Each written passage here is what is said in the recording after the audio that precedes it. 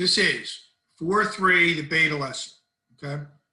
So the first thing is design experiments, blinding, the placebo effect. Single blind means the subject does not know whether they're in the control group or the treatment group. So think about this. There's a lot in the news about, a COVID vaccine. And I saw this morning, I didn't read the article, but I saw the headline, about thousands of people have volunteered to be infected with COVID.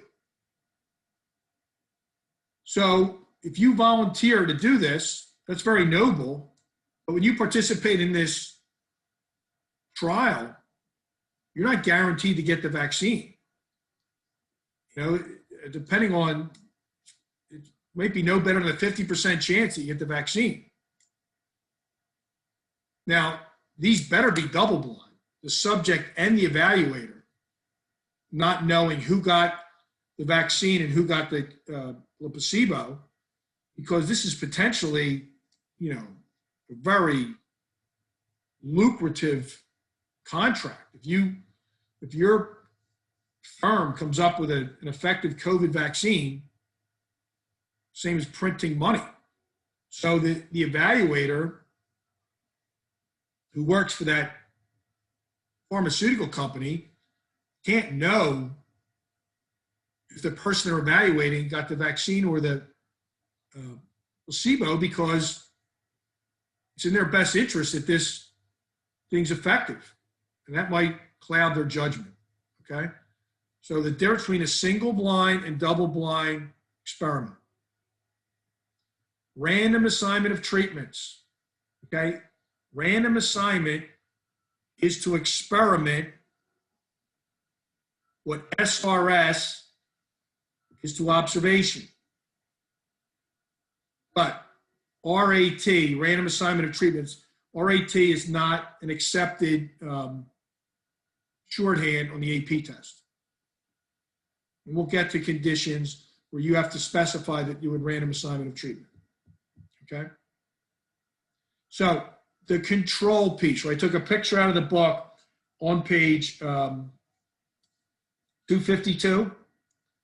So we're going to go give you 1 minute to just read page 252, that bold section that essentially runs one full page.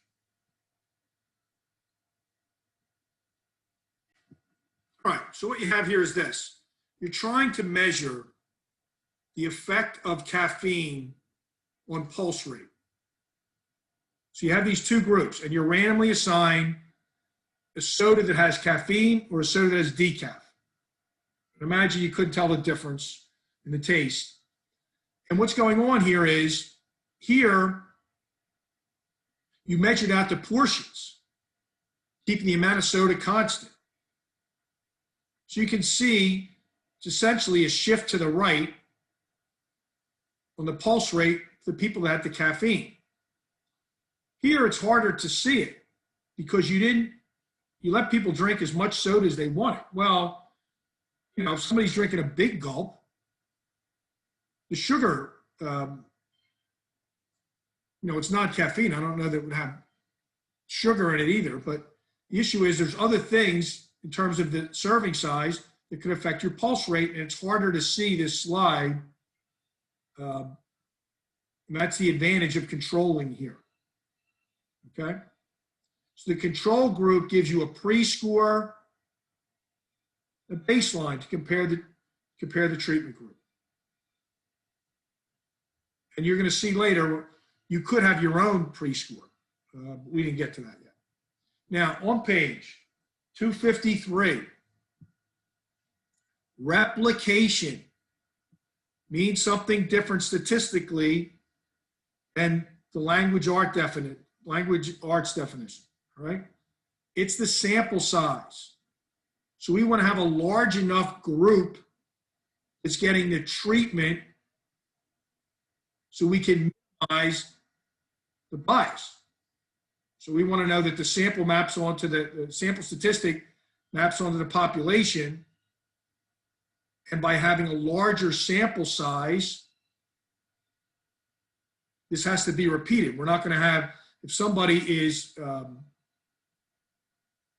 as a rogue outcome, it's going to be more apparent with a larger sample size. And then on the bottom of that page, they have principles, which is kind of common sense. I didn't retype them on the PDF, but they're saying, here's what you need to have an experimental design, which kind of makes sense.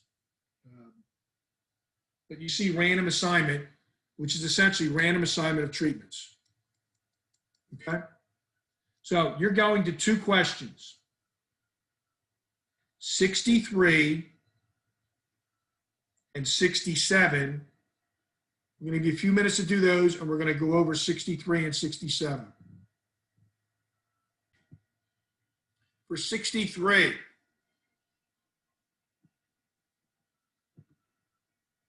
this is important you be able to do this, all right? So I want to randomly select 3 groups of the same size from 120 people.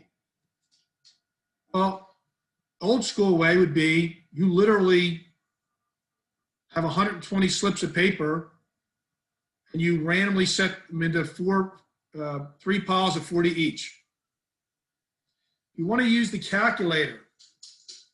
We're numbering people 1 to 120 and we're selecting it without repetition. Now you may have to do this on the AP test, describe how you would pick these people. It doesn't matter whether you have this no repetition function on your calculator. You just describe it that way. But if you want to do this practically without it, you might have to go higher than 40 to say that you get those distinct digits, because the way the calculator works is with replacement. So the first 40 go to treatment 1.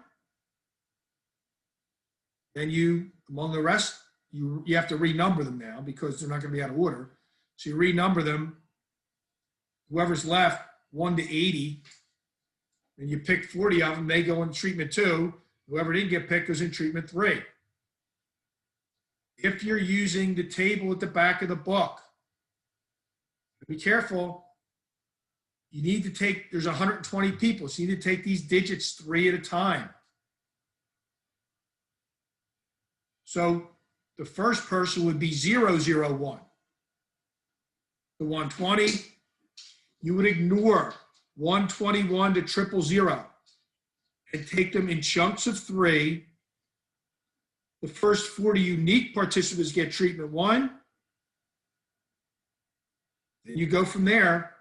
The next 40 unique get treatment 2, and whoever didn't get picked gets treatment 3. But understanding how to do this is, if you don't focus and do a couple problems on this, it's very easy to confuse people, and then you got to be careful. So 67.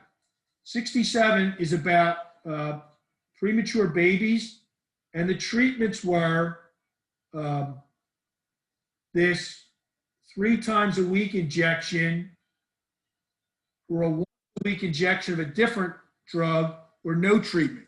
So the control group is considered a treatment group. That's what they're talking about. They're compared across 3 treatments. The control is one of the 3. You're randomly assigning the babies to even out the effects of other variables. So what was controlled? Well, they were all premature babies, and the birth weight was all low. And the sample size, so what'd you have? You had 53 babies. So the sample in the 3 groups, you had either 16 or 17. That's the replication. A smaller sample would be expected to have more variability within that group that got each treatment. Okay? So what I want you to do now is just go to problem .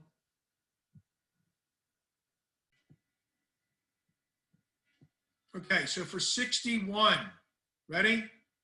This goes to the blinding. It wasn't double blind. Well, it wasn't blind at all because people knew whether they got, they were told to relax more or they got the meditation techniques. But the point is that this evaluator knows. They were the one who gave they know what treatment the person got. So if they're invested in this being successful, or they charge people for their services, then their evaluation about where you are on that scale is suspect. You should bring in someone else to evaluate